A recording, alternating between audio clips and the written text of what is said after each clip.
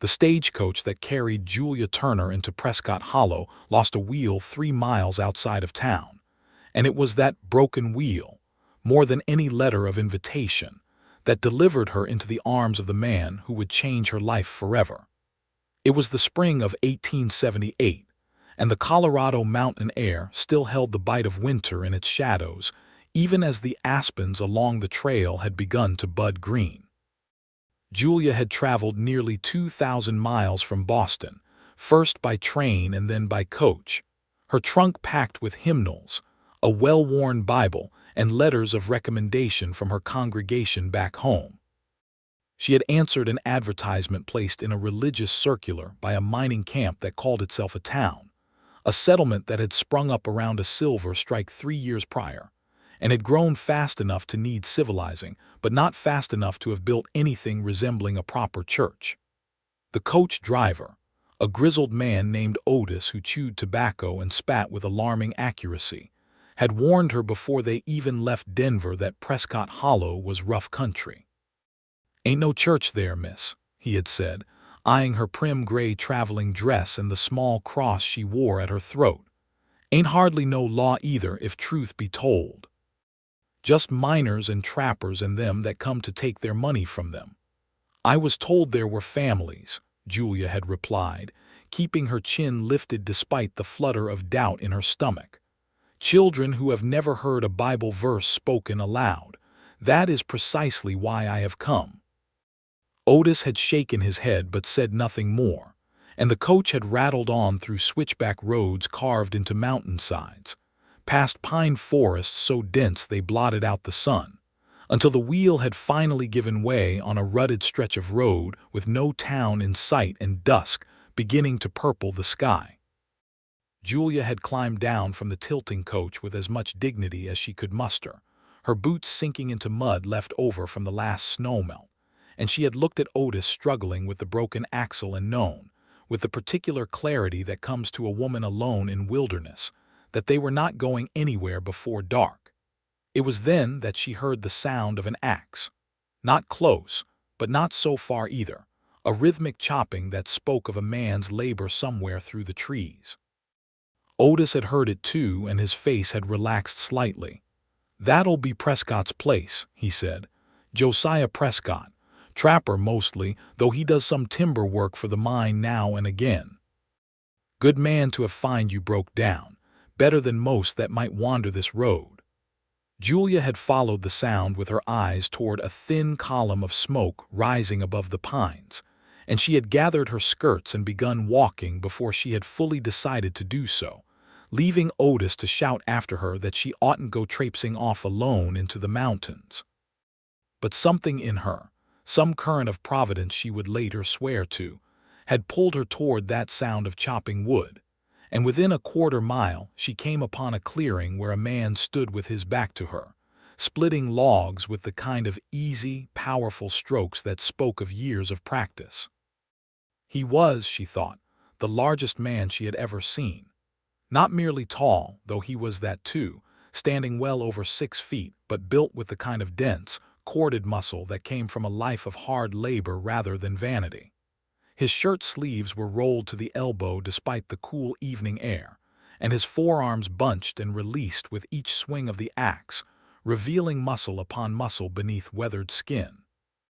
His hair was dark and had grown past his collar, the kind of length that spoke of a man too occupied with survival to concern himself with barbers, and when he finally sensed her presence and turned, she found herself looking into eyes the color of the pine forest itself, a deep and startling green that seemed to take in everything about her in a single sweeping glance. "Ma'am," he said, setting the axe head into the stump beside him with a solid thunk. His voice was low and rough, like gravel beneath a wagon wheel, but there was no hostility in it, only a kind of careful surprise. "You're a good way from anywhere a lady ought to be walking alone." "Our coach broke a wheel on the road," Julia said, aware suddenly of how disheveled she must appear, her bonnet slightly askew, mud on the hem of her dress. "The driver said you might be able to help us. I am Julia Turner, Josiah Prescott." He wiped his palm on his trousers before extending it, and when she took it, she felt the roughness of calluses built from years of axe handles and rope and rifle stocks, but his grip was gentle, careful of her smaller hand, as though he were accustomed to being mindful of his own strength. "Where were you headed, Miss Turner, that a broken wheel finds you out here at dusk?" "Prescott Hollow," she said, and then, seeing the flicker of recognition and faint amusement cross his face, added, "Is there some relation between yourself and the town's name, Mr. Prescott?" "My father staked the first claim near here some years back," Josiah admitted, a slight rueful quirk pulling at the corner of his mouth. "Town grew up around it before he passed. I never had much use for the name being attached to a place, but folks took to calling it that regardless." "I've come to teach Sunday school," Julia said, feeling the need to explain herself fully now that she stood before this imposing stranger in the gathering dark. "The children here have no church, no one to instruct them in Scripture. I mean to remedy that." Something shifted in Josiah's expression then, something that Julia could not quite name but that seemed to carry old weight behind it, a shadow passing briefly through those green eyes before he mastered it and nodded. "Might be Prescott Hollow could use some remedying," he said quietly. "Come on, let's see about that coach of yours before night falls proper. I've got a wagon can pull you the rest of the way in, and Otis can leave his coach here till morning without much worry. Bears mostly keep clear of this stretch this time of year." The mention of bears did nothing to settle Julia's nerves, but she found herself trusting this quiet, enormous man in a way that surprised her, and she walked beside him back through the darkening trees toward his cabin and the wagon that would carry her the rest of the way into the town that would become her home. Prescott Hollow, when they finally reached it beneath a sky gone fully dark and studded with more stars than Julia had ever seen in Boston, proved to be exactly as rough as Otis had warned. A single muddy street ran between clapboard buildings that leaned at various uncertain angles, a saloon at one end throwing yellow light and rowdy noise into the night, a general store shuttered for the evening, a scattering of cabins and tents beyond that housed the miners and their families. There was no church. There was not even, Julia noted with a sinking heart, any building that might reasonably be converted into one. Josiah drove the wagon to the town's single boarding house, run by a widow named Mrs. Agnes Coyle, who took one look at Julia's traveling clothes and letters of introduction, and declared her a godsend before she had even finished introducing herself. "You'll be teaching the children then," Agnes said, bustling about to prepare a room. "Lord knows they need it. Half of them can't read their own names, and there's some grown men here who never learned their letters neither, not that they'd admit to needing help with it." Josiah had lingered near the doorway, Julia noticed, longer than seemed strictly necessary for a man who had simply offered a ride into town, and when Agnes finally turned her attention fully to settling Julia's trunk, he cleared his throat. "Where do you mean to hold these lessons, Miss Turner?" he asked. "Only I don't recall any building suited to it." "I confess I had assumed there would be some structure already available," Julia admitted. "A meeting hall, perhaps, or an empty storefront. The circular that brought me here did not specify." Josiah's jaw tightened slightly, and Julia would learn later that this was his particular expression of frustration held carefully in check. "There's the saloon," he said, "though I don't imagine you'd want children there even of a Sunday morning when it's quiet. There's the mine office, but Holly's weaver who runs it wouldn't take kindly to Sunday lessons interfering with his ledgers." "Then I suppose," Julia said, lifting her chin with the same determination that had carried her across 2,000 miles of country, "I shall have to hold my first lesson beneath the sky, until such a time as a proper building can be arranged." She saw something kindle in Josiah's green eyes then, something she would come to recognize over the following weeks as the particular light that entered him whenever a problem presented itself that his hands and his will might solve. "Beneath the sky's a fine enough place to start," he said, "but it won't do forever, not through a mountain winter, and not for teaching children to sit still and learn their letters neither." He did not say more that evening, only bid her good night and drove his wagon back through the dark toward his cabin in the hills.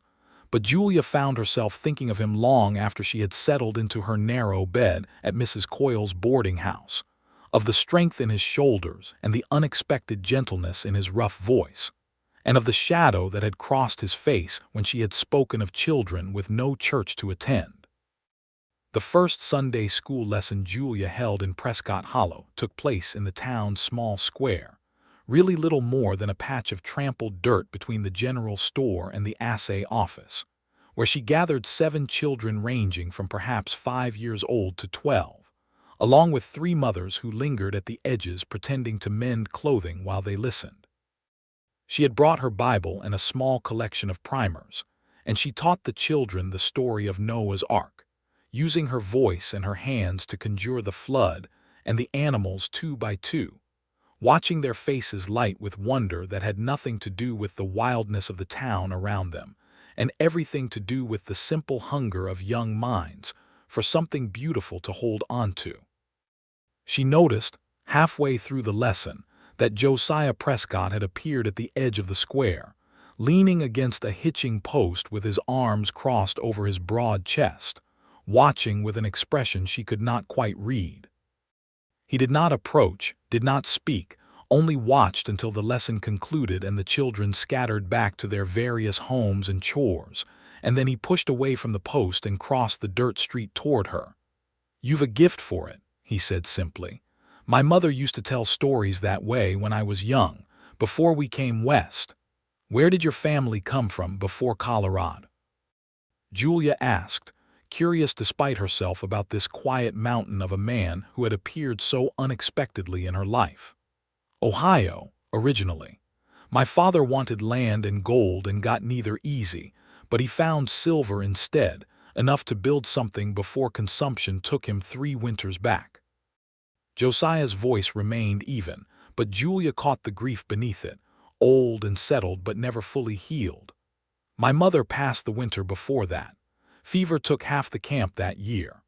"I am sorry," Julia said, and meant it, thinking of her own losses, the mother she had buried before coming west, the reason she had been so ready to answer a circular advertisement calling her to unknown mountains. "It was a hard winter," Josiah said, and then, as though eager to move past the weight of memory, he gestured toward the empty square where her small gathering had assembled. "This won't serve when the snow comes. You'll need walls and a roof, or you'll lose your lessons to weather half the year. I have written to my congregation in Boston requesting funds for construction," Julia said, "though I do not expect a response for many weeks yet, and even then, I have no notion of who might build such a structure even were funds available." Josiah looked at her then with an expression of such quiet certainty that Julia felt something shift in her chest, a recognition that she had, perhaps without fully understanding it, found an ally in this vast and unfamiliar country. "I can build it," he said. "I've raised cabins and barns enough to know timber framing, and there's good stands of pine not far from here I've got rights to fell. Won't need your Boston money for the lumber at least. Might need it for windows and a proper stove, come winter." Julia stared at him, this stranger who had appeared out of the forest only days before and now stood offering to build with his own hands a church for a town that had never had one. "Why would you do this, Mr. Prescott? You have no obligation to me, nor to this town's children."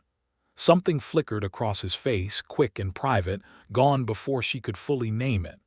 "My mother would have wanted it," he said finally. "And there's children here growing up rough as the mountains themselves, with nothing gentle in their lives at all. Seems worth the effort of some sore muscles and split boards to give them something better." It was not. Julia would come to understand much later the whole of his reasoning, but it was true enough for that early conversation, and she found herself nodding, extending her hand to him as though sealing a contract. "Then I accept your offer, Mr. Prescott, with gratitude. Though I insist you allow me to assist however I am able, even if my hands are considerably less accustomed to such labor than your own." Josiah's mouth curved into the first full smile she had seen from him, transforming his weathered, serious face into something boyish and warm, and Julia felt her heart give an unexpected flutter that she quickly attributed to the excitement of the undertaking rather than anything more personal. "Deal, Miss Turner," he said. "We'll start choosing the site tomorrow if that suits you." It suited her very well indeed, though she did not examine too closely why the prospect of spending her days near Josiah Prescott filled her with such unaccustomed anticipation.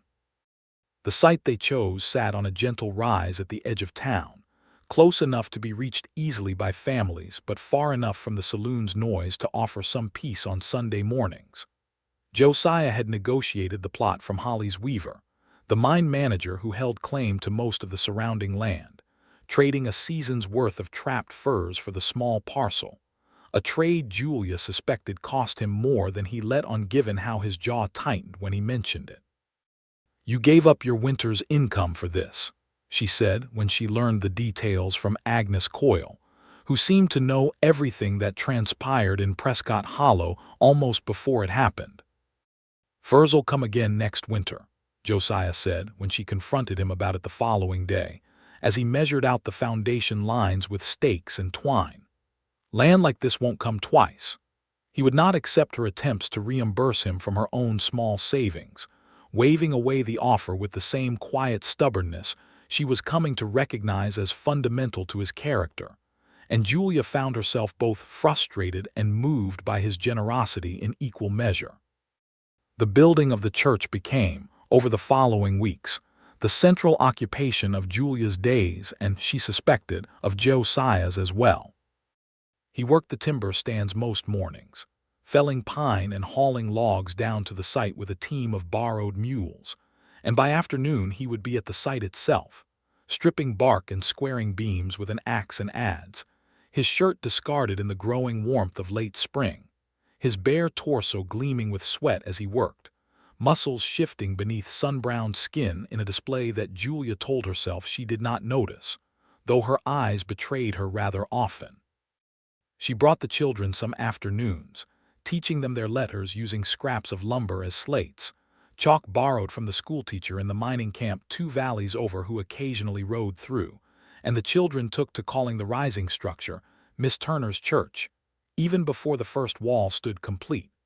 "You've charmed the whole town," Agnes told her one evening as they sat on the boarding house porch, watching the sunset paint the mountains in shades of rose and gold.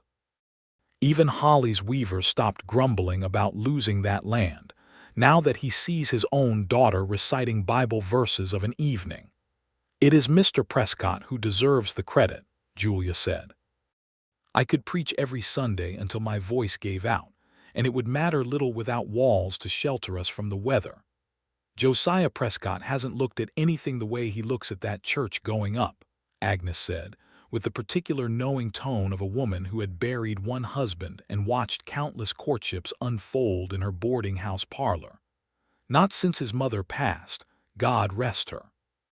That man's been carrying grief like a stone in his chest for 3 years now, working himself half to death trapping and logging, never courting, never settling. And now here you are, and here's a church rising board by board, and I'd wager my best quilt there's more than lumber being built here."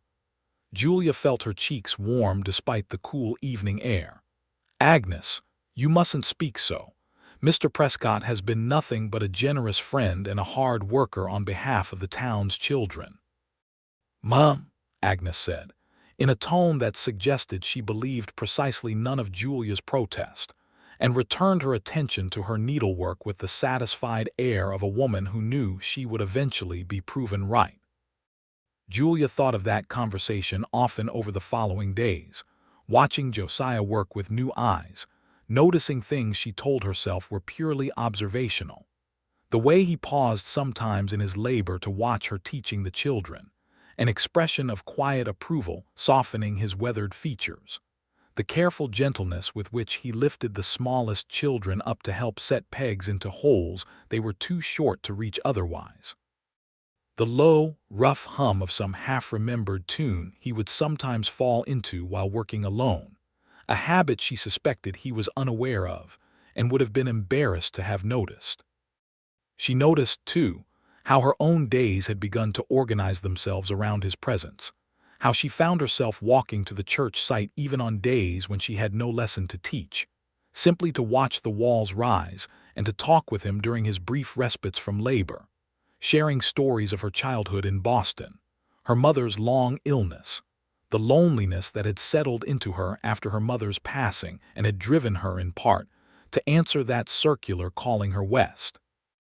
"There was nothing left for me there," she confessed to him one evening in early June, sitting on a stack of fresh-cut lumber while he ate the simple supper of bread and dried meat she had begun bringing to share with him during his long working days. "My mother was all the family I had left, and after she passed, the house felt like a museum of grief rather than a home. When I saw the circular calling for someone to bring Sunday school to a mining town in Colorado, it felt less like an opportunity and more like an escape. Escape to a place with no church, no proper school, and considerably more rough men than refined company," Josiah said, though his tone carried gentle amusement rather than criticism.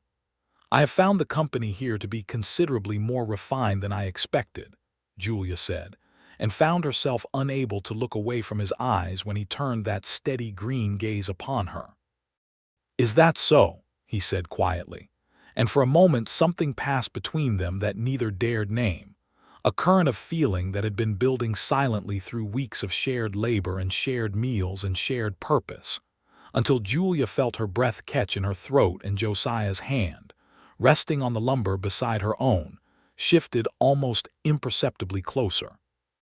But the moment broke when one of the mules, tethered nearby, let out a sudden bray of complaint, and Josiah cleared his throat and rose to check on the animal, and Julia told herself the flush in her cheeks was merely the lingering warmth of the day. Not every day of that spring and summer passed so gently, however. Prescott Hollow remained, for all its growing sense of community around the rising church, a rough mining town with rough elements among its population, and Julia's presence did not go unnoticed by men less inclined toward reverence than toward the appetites that flourished in frontier settlements far from law and civilization.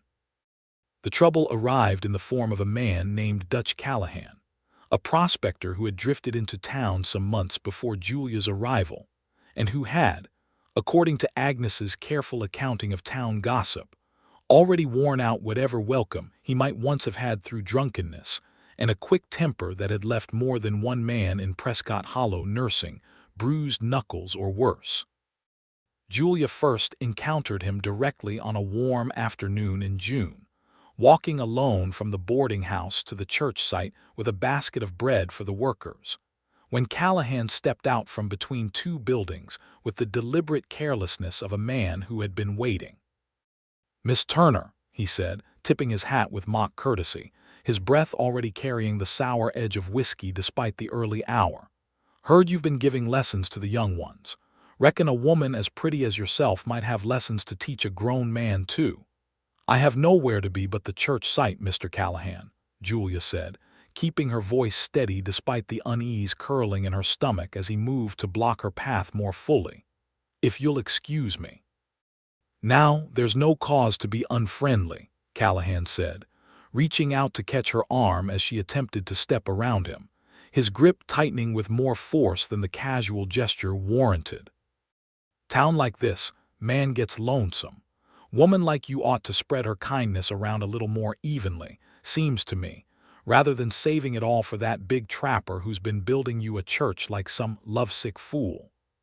"Release my arm this instant," Julia said, fear giving her voice an edge of steel even as her heart pounded against her ribs. Whatever Callahan might have done next was rendered moot by the sound of heavy footsteps approaching at speed, and within moments, Josiah Prescott had crossed the distance from the church site, with the kind of controlled fury that made even Callahan's whiskey-loosened bravado falter. "Take your hand off her," Josiah said. His voice dropped to a register Julia had not heard from him before, low and dangerous as distant thunder. Callahan released Julia's arm but did not step back fully, some remnant of pride or drink keeping him planted. Wasn't doing nothing but talking, Prescott. Ain't no crime in talking to a lady. There's a crime in laying hands on one without her welcome, Josiah said, and I'd suggest you remember that before I forget my own manners entirely. For a moment, Julia feared genuine violence would follow, watching the way Josiah's massive frame had gone taut with barely restrained anger. His hands curled into fists at his sides, every corded muscle in his forearms and shoulders visible beneath his rolled sleeves as he stared Callahan down. But Callahan, whatever else his faults, retained enough sense to recognize a fight he would not win, and after a long, tense moment, he spat into the dirt near Josiah's boots and sauntered off toward the saloon with as much remaining dignity as he could muster. "Are you harmed?" Josiah asked, turning to Julia with an urgency that belied his earlier stillness, his hands hovering near her shoulders as though he wished to examine her for injury, but was uncertain of the propriety of touching her. "Only frightened," Julia admitted, her voice trembling slightly now that the immediate danger had passed. "Thank you, Josiah. I do not know what might have happened had you not arrived." It was the first time she had used his given name, and she saw him register it, something warm flickering behind the lingering anger in his eyes. "You'll not walk alone through this town again, not while men like Callahan drink themselves past sense," Josiah said. "I should have thought of it sooner. I'll walk with you whenever you need to go about, or send word and I'll come." "You cannot abandon your work on the church every time I need to fetch bread from the boarding house," Julia protested, though she found herself grateful rather than truly resistant to his protectiveness. "The church can wait an hour here and there," Josiah said firmly. "You cannot be replaced so easily." The words hung between them, carrying weight beyond their simple meaning, and Julia found herself searching his face for confirmation of what she thought she heard within them, some acknowledgement that he valued her not merely as the town's Sunday school teacher, but as something more precious and particular to himself. "Josiah," she began, uncertain of what she meant to say, only that the moment seemed to demand words of some kind. But he had already stepped back, some instinct for propriety or perhaps simple fear reasserting itself, and he cleared his throat and gestured toward the church site. "Come on. I'll see you the rest of the way, and then I'd best get back to work if we're to have that roof up before the summer storms start proper." Julia allowed the moment to pass, though she carried the memory of it with her, turning it over in her mind through the following days like a keepsake pressed carefully between the pages of a book. The incident with Callahan was not without consequence beyond the immediate fright it had caused, however. Word of the confrontation spread through Prescott Hollow with the speed such things always traveled in small communities, and Julia found herself the subject of both increased sympathy from the town's women and increased scrutiny from those who wondered aloud, within easy earshot, about the nature of her relationship with the mountain man, who had appeared so ready to defend her honor. "They say Prescott near broke Callahan's jaw," she overheard one miner's wife telling another outside the general store, "though I heard tell it was only words exchanged, not blows. Still, a man doesn't rush to a woman's defense that way without cause to care for her particular." Julia had hurried past before she could hear more, her cheeks burning, uncertain whether embarrassment or some more complicated feeling accounted for the heat in her face. Josiah, for his part, seemed entirely unconcerned with town gossip, continuing his work on the church with the same steady focus he had shown from the beginning, though Julia noticed he had taken to walking her to and from the boarding house each evening without her needing to ask, a habit that neither of them commented upon directly, but that both seemed to have silently agreed upon. By July, the church had grown from framework to something resembling a proper building, walls rising true and square, a roof beginning to take shape with shingles that Josiah split himself from cedar logs, working long into summer evenings when the mountain light stretched golden and slow toward 9 o'clock. Julia had taken to bringing her Bible to the site during these evening work sessions, reading aloud to Josiah as he worked, finding that the practice helped calm the nervous energy that had built in her since the confrontation with Callahan, while also, she privately admitted, giving her an excuse to remain in Josiah's company longer than strict necessity required. "You read beautiful," Josiah told her one such evening, pausing in his work to wipe sweat from his brow, his eyes finding hers with an intensity that made her pulse quicken. "My mother used to read scripture that way, with feeling behind every word rather than just reciting." "You speak of your mother often," Julia observed. "She must have been a woman of great faith." "She kept us all steady through the hard years," Josiah said, settling onto a sawhorse near where Julia sat, close enough now that she could feel the warmth radiating from his sun-warmed skin. "My father chased silver with more passion than sense sometimes, and it was my mother's faith that kept our family from losing itself entirely to the wanting and the disappointment that comes with prospecting. She used to say that faith wasn't about getting what you prayed for, but about trusting there was purpose in what you got instead. That is a wisdom I have struggled to hold on to myself," Julia admitted. "After my mother's passing, I confess my faith felt more like habit than conviction, for a time. It was only in coming here, in seeing what might be built from nothing but will and purpose, that I began to feel that old certainty returning." "Is that what you feel now?" Josiah asked, his voice low, and Julia understood he was asking about more than simply her faith. "I feel," Julia said carefully, "that Providence brought me to this town for reasons beyond simply teaching children their letters and verses. I feel that I was meant to break down on that road, Josiah Prescott, and to hear the sound of your axe through the trees." The words hung in the warm evening air between them, and this time Josiah did not retreat from the moment. He reached out, his large, calloused hand covering hers where it rested on the rough wood of the sawhorse, and Julia felt the contact travel through her entire body like current through wire.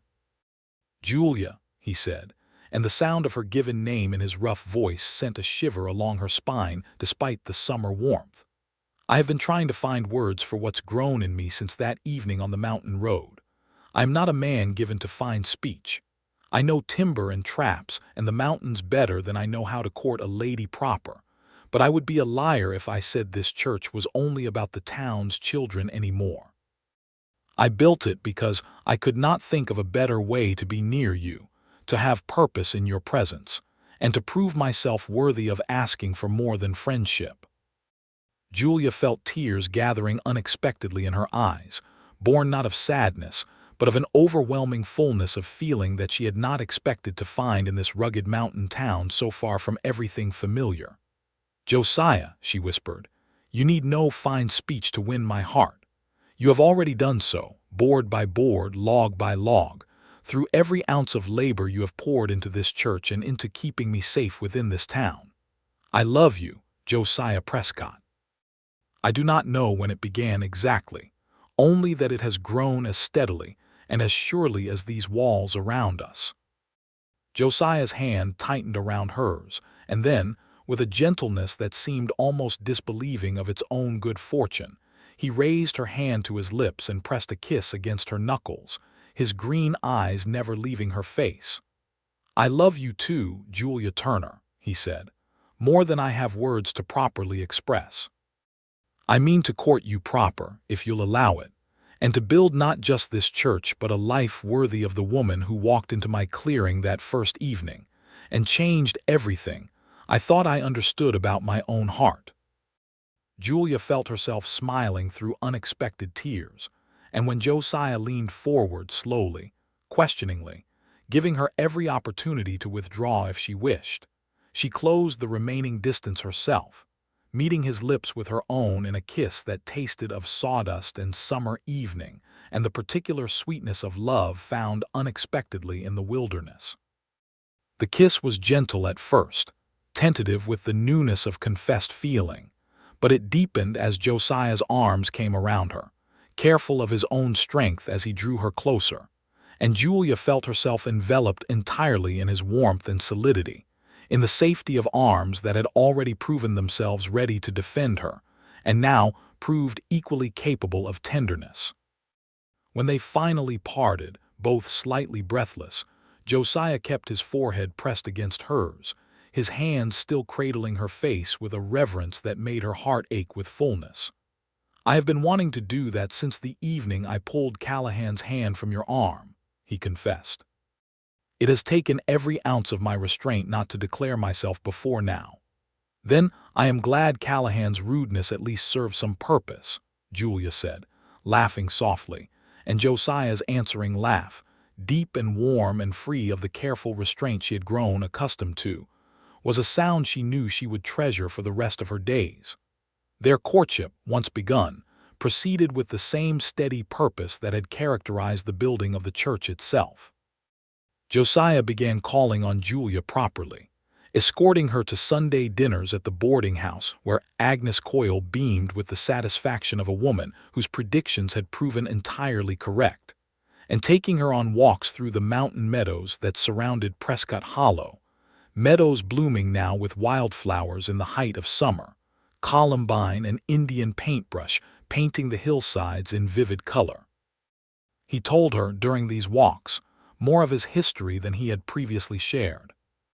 How his father had never fully recovered from his mother's passing, how the silver strike that had briefly promised the family fortune had instead consumed his father with an obsession that left little room for anything else, how Josiah had watched both his parents slip away within a single terrible year, and had retreated into the mountains afterward, trapping and logging alone, telling himself he preferred solitude to the vulnerability of caring for anyone who might also be taken from him. "I built walls around my heart the way I mean to build walls around this church," he told her one evening, as they sat together on a fallen log overlooking the valley where Prescott Hollow's lights had begun to flicker to life in the gathering dusk. "I told myself solitude was safer, that a man who needed no one could lose no one.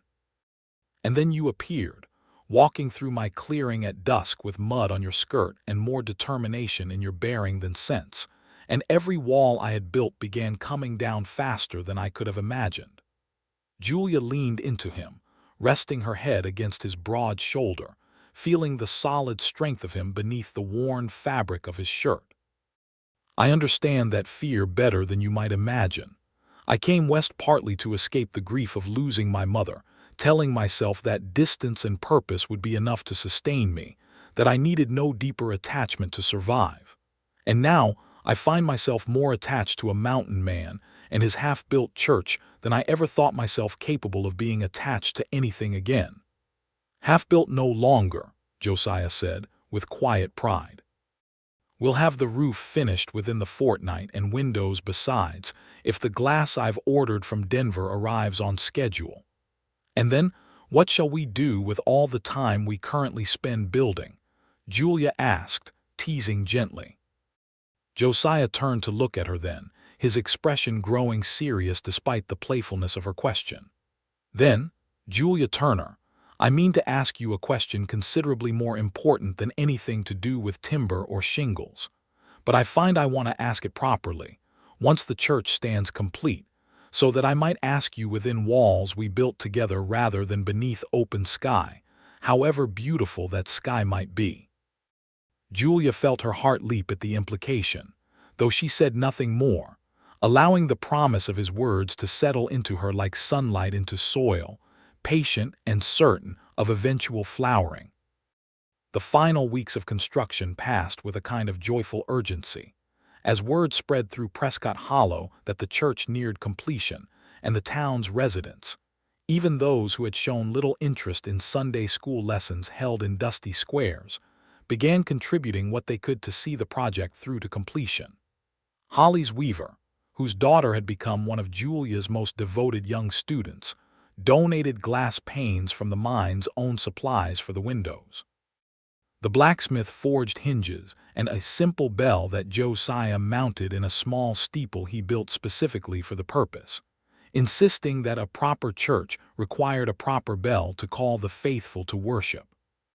Even Agnes Coyle organized a quilting circle among the town's women to produce cushions for the pews that Josiah constructed from the same pine that had formed the walls. Dutch Callahan, notably, left Prescott Hollow entirely sometime in late July. Whether from shame or simple restlessness, no one could say with certainty, though Agnes reported with satisfaction that his departure had done nothing but improve the general peace of the town's evenings. By the second week of August, the church stood complete.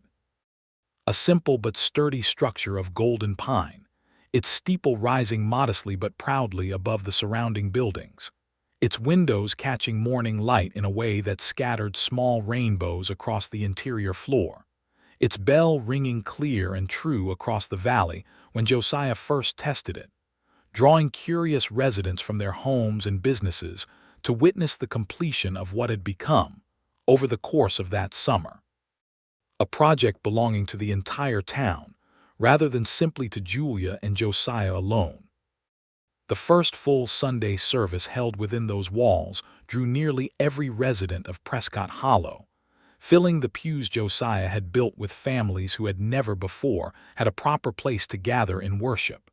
And Julia stood before them all, her heart full nearly to bursting with gratitude and love, and delivered a sermon on the theme of building not just structures but community, of how the labor of many hands and hearts could create something far greater than any single person might accomplish alone. She looked, throughout the service, toward the back pew where Josiah sat, his large frame slightly uncomfortable in the confined space of a pew clearly built for smaller occupants, his green eyes fixed on her with an expression of such open adoration that she nearly lost her composure mid-sentence more than once. After the service concluded, as the congregation lingered outside in the warm August sunshine, exchanging pleasantries and admiring the completed church, Josiah approached Julia with a nervousness she had never before witnessed in him, his large hands fidgeting slightly at his sides. "Might I speak with you inside a moment?" he asked. "Privately, before the town claims all your attention with congratulations." Julia, sensing the significance of the moment, allowed him to lead her back into the now empty church, sunlight streaming through the new windows and painting the floor in patches of warm gold. Josiah stopped near the altar he had built himself, turning to face her with an expression of such vulnerable earnestness that Julia felt her breath catch in anticipation. "Julia Turner," he said, his rough voice carrying a slight tremor that betrayed the depth of his feeling. "I have built many things with these hands, cabins, barns, traps, and now this church. But nothing I have ever built has meant as much to me as the chance to build a life alongside you. I love you with every board and beam of my heart, and I would count myself the most fortunate man in all the Colorado Territory if you would agree to become my wife." He reached into his pocket and withdrew a small ring, simple silver work that Julia recognized, with a swell of emotion, as bearing the same delicate craftsmanship she had noticed in the church's door hinges, work done by the town's blacksmith at Josiah's private request. "I had this made," Josiah continued, "from silver my father found in his very first strike, the one piece of his legacy I kept rather than sold when hard times came. I can think of no better use for it than to place it upon your hand, if you'll have me." Julia felt tears spilling freely down her cheeks now, tears of pure joy that she made no effort to hide or contain. "Yes," she said, her voice breaking with emotion even as certainty filled every part of her being. "Yes, Josiah Prescott, I will marry you. I will build a life with you within these walls and beyond them, for as long as Providence grants us breath and years together." Josiah slid the ring onto her finger with hands that trembled slightly despite their usual steadiness, and then he drew her into an embrace that lifted her briefly from her feet, spinning her once in pure exuberant joy before setting her down and capturing her lips in a kiss that spoke of promises made and futures beginning. When they finally emerged from the church, hand in hand with Julia's ring catching sunlight and drawing immediate attention from the assembled townspeople, a cheer rose up that Agnes Coyle later swore could be heard clear to the mining camp 2 valleys over. The wedding took place 1 month later, On a warm September afternoon, when the aspens had begun their transformation into gold, held within the very church Josiah had built, its pews filled beyond capacity with the residents of Prescott Hollow who had, over the course of that summer, come to think of both Julia and Josiah as essential threads in the fabric of their community. Julia wore a dress sewn by Agnes and the Quilting Circle women, simple white muslin trimmed with lace that Agnes had carried west in her own trunk decades before, and saved for precisely such an occasion. And she walked down the aisle of the church on the arm of Holly's weaver, who had become something of a paternal figure to her over the months of construction and courtship. His own daughter serving as flower girl and scattering wildflower petals with the solemn concentration of a child determined to perform her duty correctly. Josiah stood waiting at the altar he had built with his own hands, dressed in a suit that fit awkwardly across his broad shoulders but that he wore with evident pride. His dark hair combed back, though several strands had already escaped to curl against his collar in a way Julia found she loved rather than minded. When she reached him and took his offered hand, she felt the same current of connection that had passed between them since that first evening in the clearing, stronger now, deepened by months of shared labor and shared love and shared purpose. The circuit preacher who traveled through the region twice yearly had arrived, by fortunate timing, just in time to perform the ceremony, and his words about love built on foundation as solid as the very walls surrounding them drew appreciative murmurs from the assembled congregation, many of whom had watched that foundation being laid quite literally over the preceding months. "Josiah Prescott," the preacher intoned, "do you take Julia Turner to be your wife, to love and cherish, to protect and provide for, in sickness and health, in poverty and plenty, for so long as you both shall live?" "I do," Josiah said, his voice carrying clear and certain through the church he had built, his green eyes never leaving Julia's face. "I have built this church board by board to give her a place to teach and to worship, but I would build 100 more, would move mountains themselves, for the privilege of calling her my wife."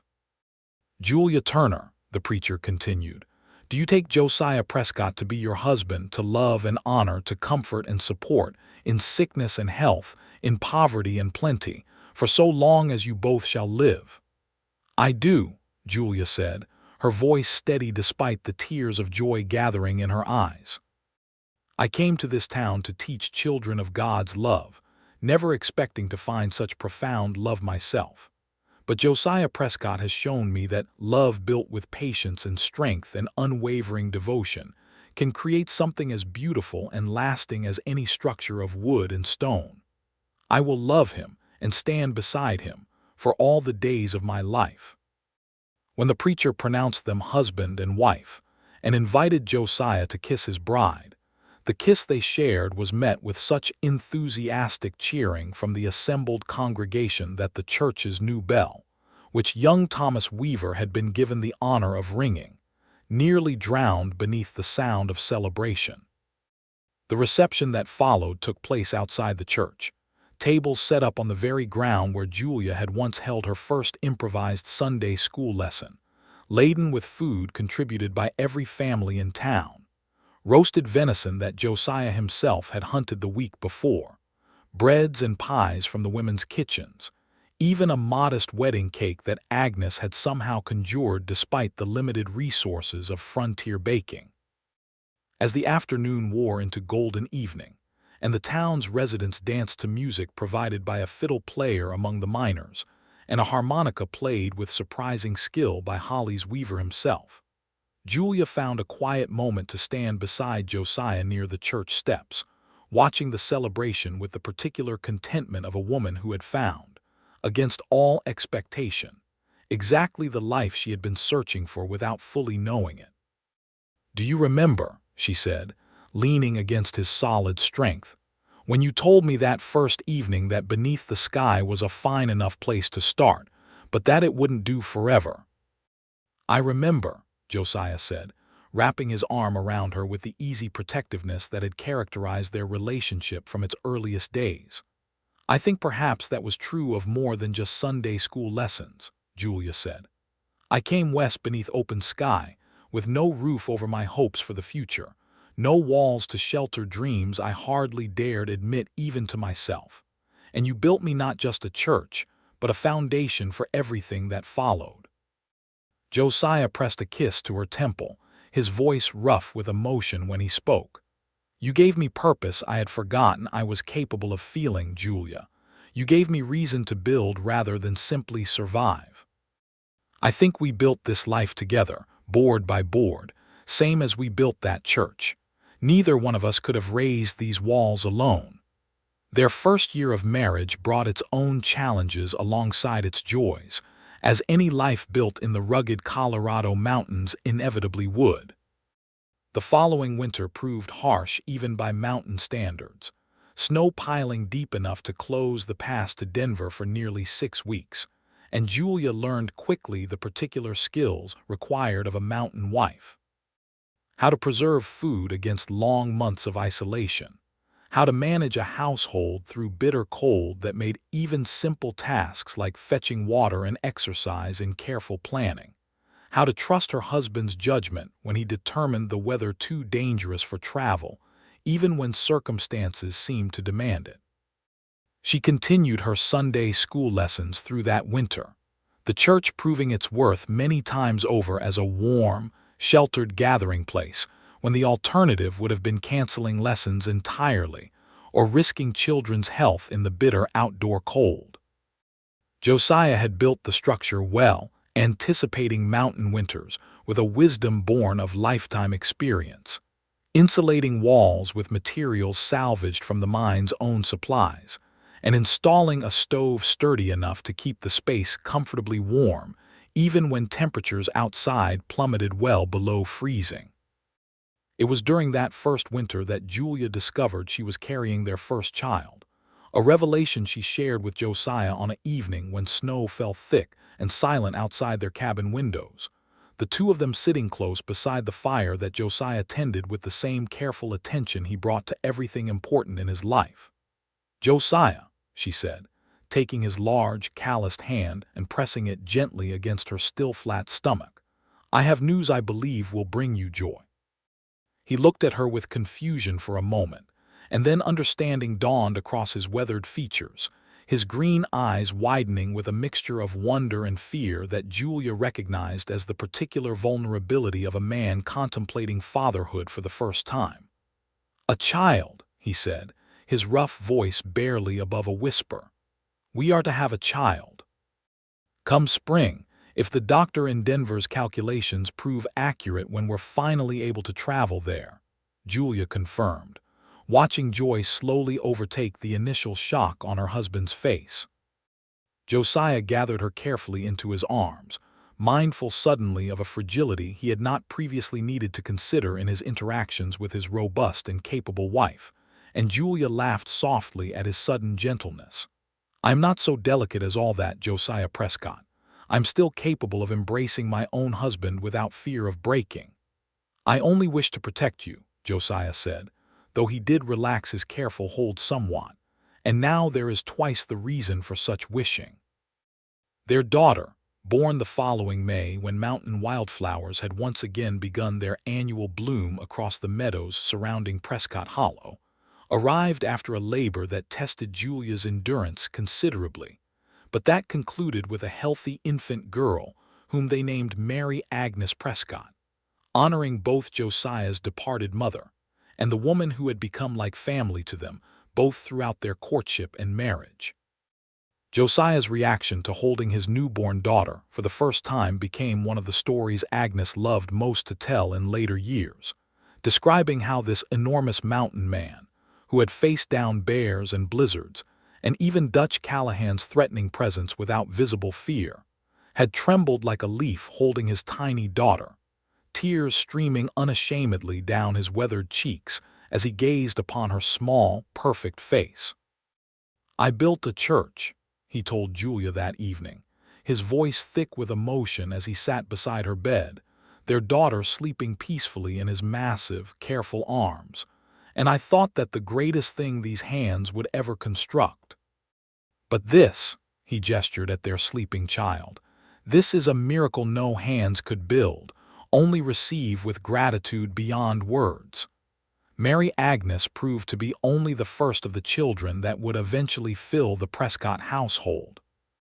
2 years after her birth, Julia gave birth to a son, whom they named Elias after Josiah's father, and 3 years following Elias' arrival came another son, William, named for no particular relation, but simply because Julia had always favored the name, and Josiah found himself unable to deny his wife anything within his power to grant. The children grew up within the walls of the very church their father had built, attending Sunday school lessons taught by their own mother, alongside the other children of Prescott Hollow, which had, over the years of the Prescott family's growth, transformed from a rough mining camp into a genuine town, complete now with a proper schoolhouse, a doctor's office, and even a small newspaper that Holly's Weaver's now-grown daughter had established. Having developed under Julia's early tutelage a love of words and stories that eventually blossomed into her own career, Josiah continued his work as a trapper and timber man through the early years of their marriage, though as the town grew and prospered, he found increasing demand for his skills in construction, eventually establishing himself as Prescott Hollow's primary builder, responsible over the following decades for the schoolhouse, the doctor's office, and numerous homes for families who continued to arrive as word spread of the town's growing stability and community. He never lost, through all those years, the particular tenderness he had shown from the very beginning of their courtship, the careful attention to Julia's needs and comfort that had first manifested in his insistence on walking her safely through town after the confrontation with Dutch Callahan, and that continued through decades of marriage in countless small gestures. The way he still, even after years of marriage, paused his work whenever she approached to watch her with open admiration. The way he built each of their children's cradles and later their beds with the same careful craftsmanship he had once poured into the church's pews and altar. The way he never failed to walk with her to Sunday services, his large hand engulfing her smaller one, even when their combined family had grown large enough to require considerable herding of children ahead of them down the church aisle.